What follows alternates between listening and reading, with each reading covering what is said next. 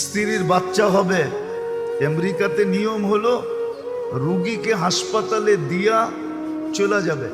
বাচ্চা হবে, বাঁচলে বাঁচলো, সব কিছু ওরা কমপ্লিট করে আপনাকে 2 দিন 3 দিন পরে ফোন দিবে, আপনি এসে নিয়ে যাবেন। কিন্তু স্বামী তো নাছোড়বান্দা, ভর্তি করছে ঠিক, কিন্তু শক্তপক্ষণ দাঁড়ায় আছে। তো সবাই জিজ্ঞেস করছে তুই দাঁড়ায় আছিস কেন? তোরে বুঝাইছে, বল তোর শরীরের একটা অঙ্গ অর্ধেক যদি কোথাও থাকে তাহলে আর অর্ধেক ওর সাথে থাকবে না পৃথক থাকবে? বলছে শরীর তো একটা, এটাকে তো অর্ধেক করা যায় না।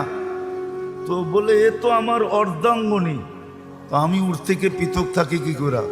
ও তো 10 মাস কষ্ট করলো আমার বাচ্চার জন্য, আমি ওর জন্য 2 দিন কষ্ট করতে পারবো না? এই স্বামী স্ত্রী